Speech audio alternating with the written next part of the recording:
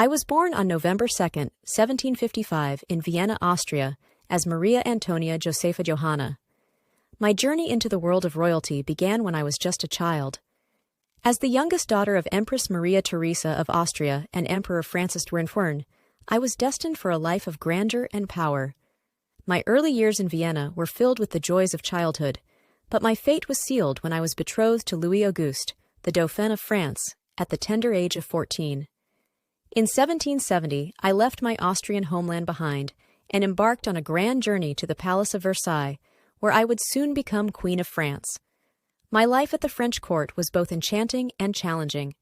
I was greeted with skepticism and intrigue, and the French people had many preconceived notions about me.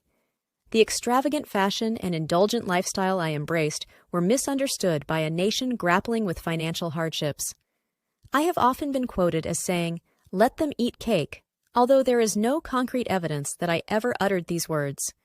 Nevertheless, it symbolizes the growing divide between the monarchy and the common people. In my role as queen, I tried to fulfill my duties and responsibilities to the best of my ability. I played a part in court politics, but my heart longed for the simpler pleasures of life. The pressure to produce an heir was relentless, and it took some time before I could give France an heir to the throne. My first child, Marie Thérèse, was born in 1778. As the years passed, my life became more entwined with the intricate politics of the French court. I faced opposition and criticism from various factions. The unrest in the country was growing, and the French Revolution was on the horizon. My husband, Louis XVI, and I did our best to navigate these turbulent times. The Revolution of 1789 was a turning point in my life. The people's anger against the monarchy and the lavish lifestyle of the court reached its peak. The Palace of Versailles was invaded, and we were forcibly brought to Paris. We were no longer the rulers. We were prisoners of the people. In 1793, the worst tragedy befell me when my beloved husband was executed by the guillotine. I was left to face an uncertain future with my children. The monarchy was abolished, and I was known simply as Marie Antoinette, the widow Capet. The final chapter of my life was marked by suffering and loss. I was separated from my children and imprisoned in the conciergerie, a bleak and dismal place. The French Revolution was ruthless, and its leaders were determined to eliminate anyone associated with the monarchy. On October 16, 1793, I faced the same fate as my husband.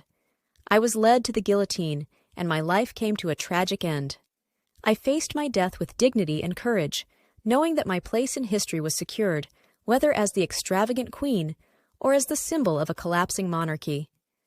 My life was filled with privilege and excess, but it was also marred by the turmoil of a nation in crisis.